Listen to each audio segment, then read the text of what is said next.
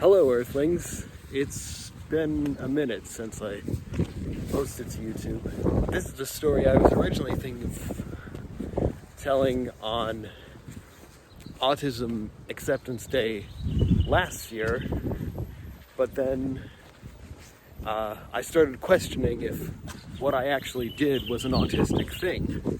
This year, again, I missed Autism Acceptance Day, but it's still Autism Acceptance Month, just barely, and I'm still autistic. So this incident happened around the end of March 2020, when social distancing was a thing, but not the mask mandate. If you're wondering why I'm not wearing a mask now, I do have one in my pocket, but I was fully vaccinated at the end of March this year. So what happened was I was going for a walk one night.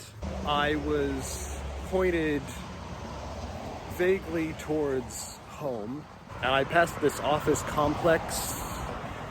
It was a one-story office complex, for whatever that's worth. Basically, it was a bunch of offices on the ground behind a gate. Suddenly, as I got pretty close to the gate, two guys got out and started walking my way.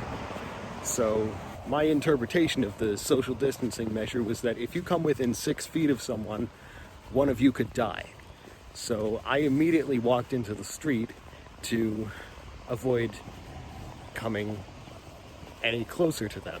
You know what, I'll just keep the mask here. It's easier to pull up and I won't be mistaken for a COVID truther. Anyway, two guys come out onto the sidewalk right in front of me, start walking towards me. I am deathly afraid of giving them COVID-19, so I go into the street. I make eye contact with one of them. Maybe I nod to like say hello or something. And he says to me, "Hey man, don't trip." And then he continues to talk to me despite the fact that I'm wearing headphones.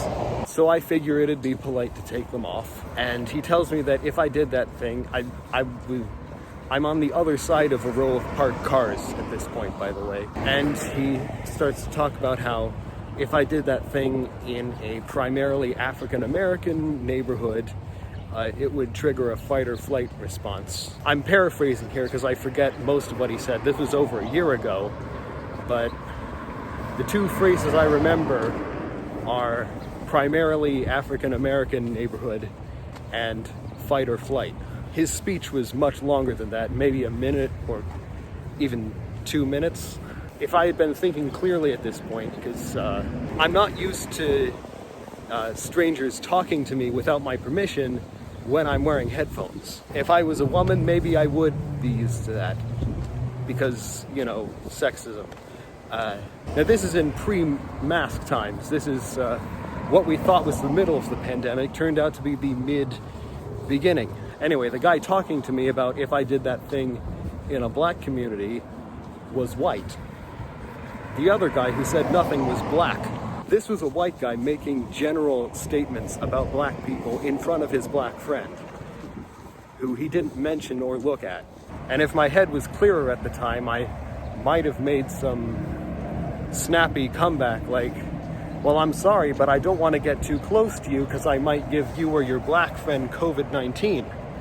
And I hadn't read the statistics at the time, but I eventually read that 1 in 1,000 black Americans dies of COVID-19. Not gets it, dies of it. I'm not sure if that's still true now or if it's increased or decreased or whatever.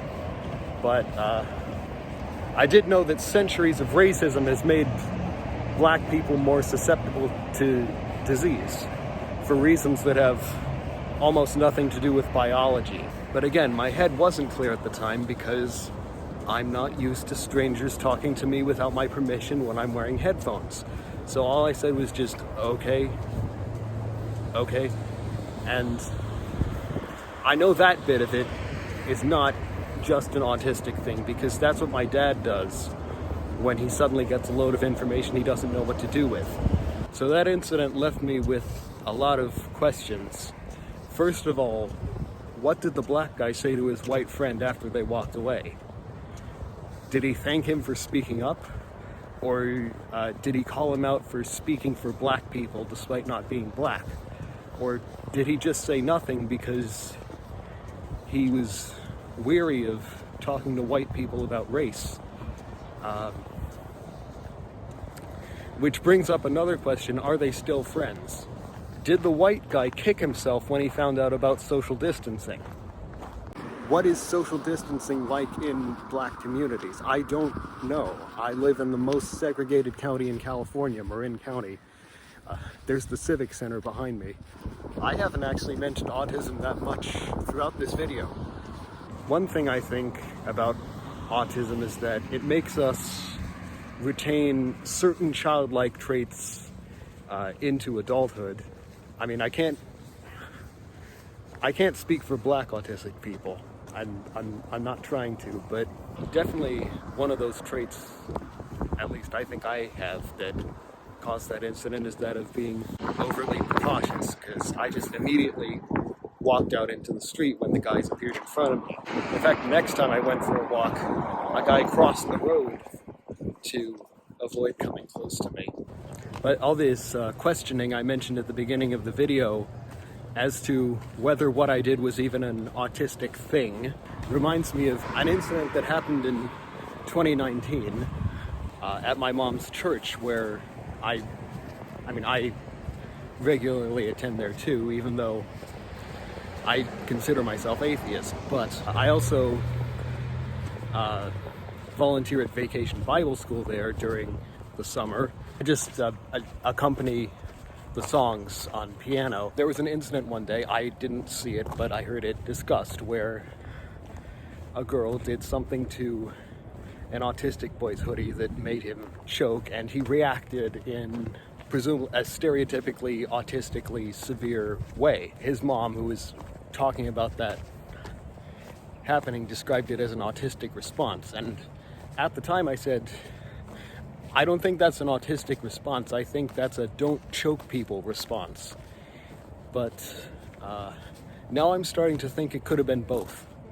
But my biggest question after the incident is, what am I going to change my tagline at the end of the video to? Because it used to be "Go forth and be awesome," but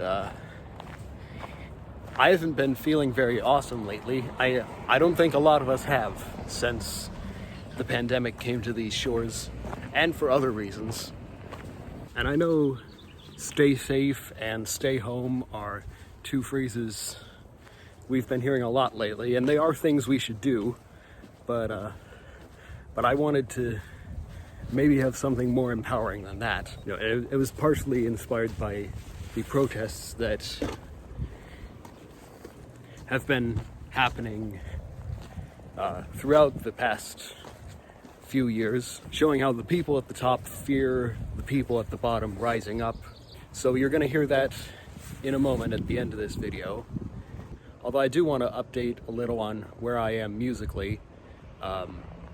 In January and February, I was accompanying some classes at the Young Conservatory at the American Conservatory Theater, at the American Conservatory Theater in San Francisco.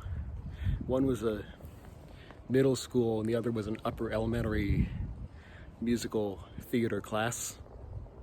I was going to continue, but then of course the pandemic enforced the lockdown, and I, among others, had to be furloughed. Hopefully I'll get back there sometime this year. One thing that got really hot last year was the Avatar franchise. Not the James Cameron one, the Nickelodeon one. And that inspired me to write a song cycle based on ATLA. I'm also aware of the ATLA musical that's currently being written. It's different to that. But I'm glad to have something to make me start writing music again. I also took Andrew Huang's music production course on Monthly. I recommend that if you can afford it. I'm trying to find the right time to post the songs I wrote from there. Also, as it's, at least as I'm recording this, Autism Acceptance Month, I have to remind you to get your kids vaccinated.